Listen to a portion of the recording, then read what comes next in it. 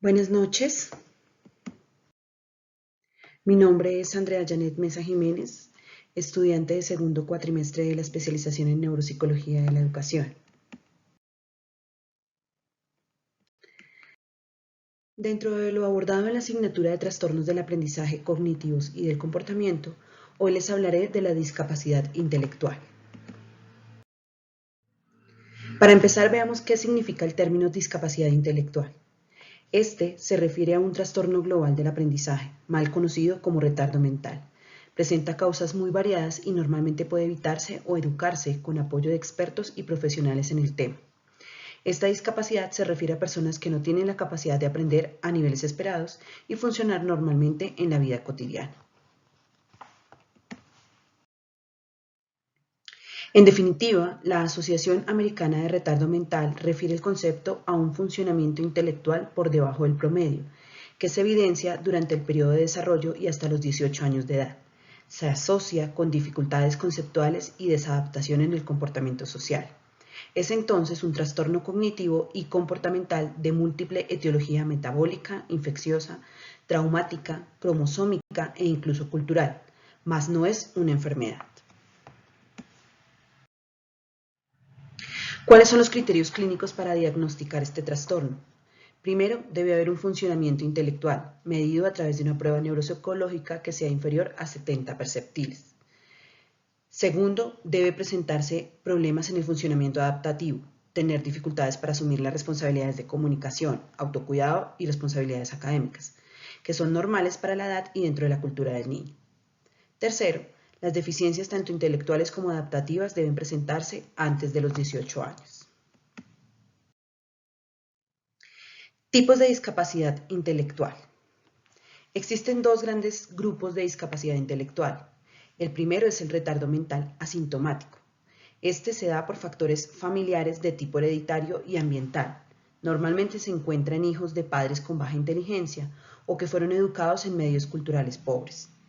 En esta discapacidad, la deficiencia mental es leve, así como las limitaciones físicas que suelen ser imperceptibles. Se evidencia en su mayoría en niños hasta los 7 años de edad y durante su proceso de aprendizaje. El segundo gran grupo es el retardo mental sintomático. Este es resultado de un daño cerebral en factores accidentales como cromosomáticos, infecciosos, metabólicos y traumáticos perinatales, entre otros. Generalmente está relacionado con trastornos de tipo motor y sensorial. Estos niños, a diferencia de los del primer grupo, presentan defectos físicos. ¿Cómo se puede clasificar la discapacidad intelectual? Se divide de acuerdo con las características mencionadas anteriormente. Primero, el déficit cognitivo que conforma la dimensión intelectual. Esta es considerada como arbitraria para muchos autores, ya que se utilizan pruebas de inteligencia para establecer puntajes que categorizan a los niños de acuerdo con su puntaje de coeficiente intelectual.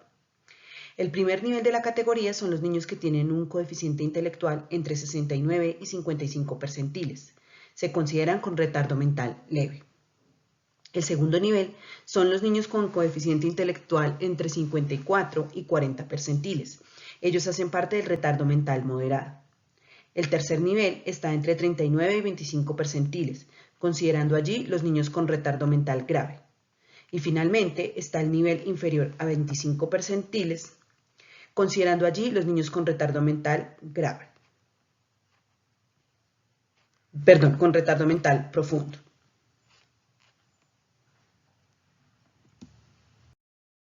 Dentro de la dimensión intelectual existen 4 niveles de acuerdo con los resultados de las pruebas de coeficiente intelectual. Primero, el retardo mental leve. Constituye el 75 a 85% de la población y allí se encuentran niños que tienen un desarrollo aparentemente normal hasta los 5 años. Evidencian un retraso moderado a nivel motor, presentan dificultades de aprendizaje de la lectoescritura y las matemáticas. Asimismo, presentan inmadurez social y emocional y se les dificulta manejar el estrés. 2. El retardo mental moderado. Aquí se encuentra el 10% de la población. Presentan características tales como habilidades visoespaciales superiores al lenguaje o viceversa, estructuras gramaticales simples y vocabulario escaso. Pueden aprender a leer y escribir, pero de forma limitada a pocas palabras y conteo de algunos números. Limitaciones motoras y del autocuidado. requieren supervisión permanente, presentan alteraciones neurológicas asociadas con anormalidades cerebrales y presentan crisis convulsivas y síndromes motores con frecuencia. Tercero, el retardo mental grave. Este grupo lo constituyen entre el 3 a 4% de la población. En él se presenta un retraso considerable en la adquisición del lenguaje y el desarrollo motor. Hacia la adolescencia se puede alcanzar la posibilidad de aprender algunas pocas palabras de uso frecuente y desarrollar algo de habilidad para el autocuidado. Sin embargo, las anormalidades cerebrales son graves.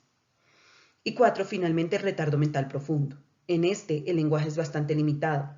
Se reduce la pronunciación de algunos sonidos sin sentido y la comprensión de órdenes básicas. Se presentan problemas importantes a nivel sensoriomotor. Además, hay grandes anormalidades cerebrales y problemas neurológicos.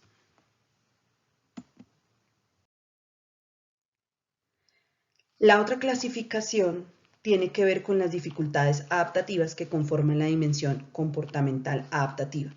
Las habilidades cognitivas tienen influencias culturales y lingüísticas, por lo que las pruebas intelectuales no son del todo objetivas y por ello se hace necesario evaluar la capacidad adaptativa.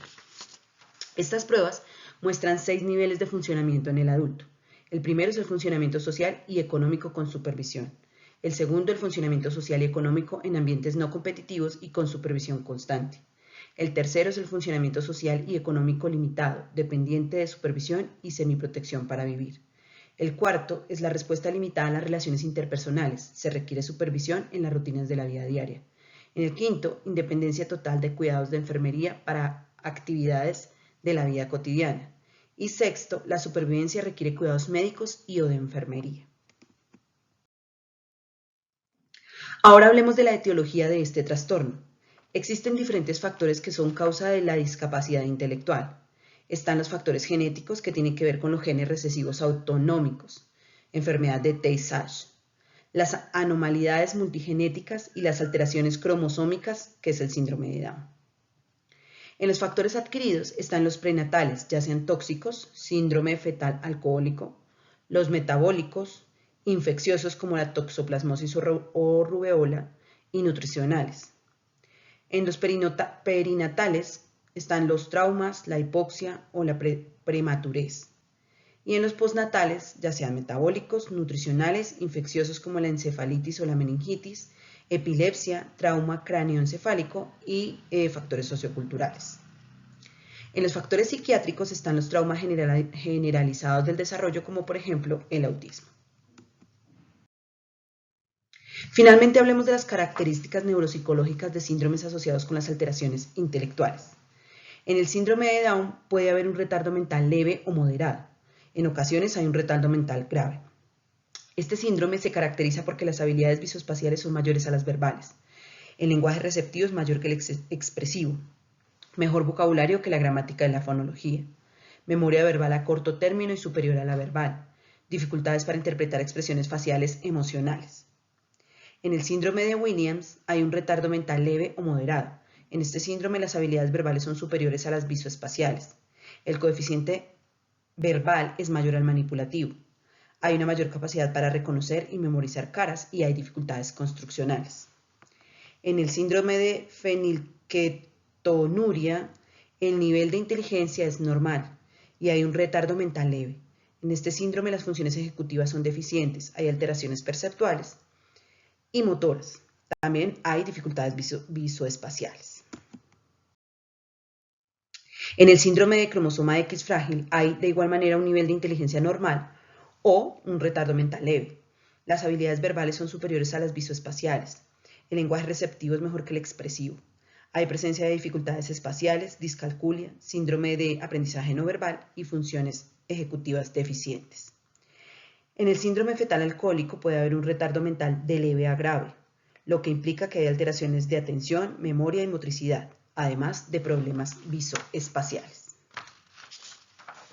Por último, en el síndrome de Turner hay una inteligencia normal a retardo mental leve. Se presentan algunas dificultades visoespaciales, habilidades construccionales pobres, un coeficiente verbal mayor al manipulativo, algunas funciones ejecutivas disminuidas y discalculia. Para resumir el tema de hoy, voy a compartir un corto video con las ideas principales de esta presentación.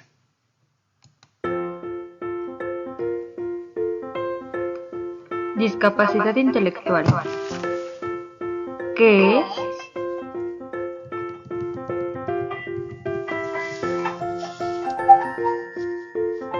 Las personas con discapacidad intelectual se caracterizan por tener limitaciones significativas en el funcionamiento intelectual y en el desarrollo de habilidades adaptativas esperadas para su edad.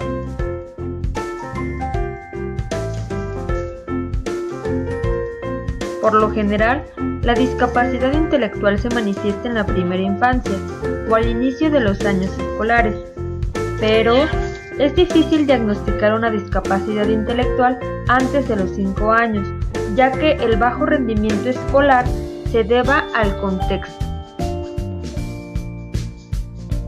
Ahora veamos cuáles son las características. Dificultad en la atención, percepción y memoria. Su aprendizaje se realiza a ritmo lento. No puede realizar las actividades solo. Cuando se le pide que realice muchas tareas en corto tiempo, se confunde y rechaza la situación. No se le ocurre inventar o buscar situaciones nuevas. Tiene dificultad en solucionar problemas nuevos, aunque sean parecidos a otros vividos anteriormente. Puede aprender mejor cuando ha obtenido éxito en las actividades anteriores. Edad mental siempre inferior a la edad cronológica. Dificultad en habilidades del lenguaje y comportamiento social, entre otros. Existen 5 niveles en la deficiencia mental o discapacidad intelectual. Nivel 1, nombrado, límites. Nivel 2, ligera. Nivel 3, media. Nivel 4, severa. Y nivel 5, profunda. Posibles causas. Factores prenatales, edad de los padres, irregularidades genéticas, alcoholismo o drogadicción, enfermedades virales. Factores perinatales, el niño durante el parto. Factores postnatales, traumatismos y falta de estimulación temprana. Para conocer un poco más de esta discapacidad, ingresa a la siguiente página. Allí encontrarás una guía didáctica para la inclusión en educación inicial y básica. Esperamos que esta información sea de ayuda.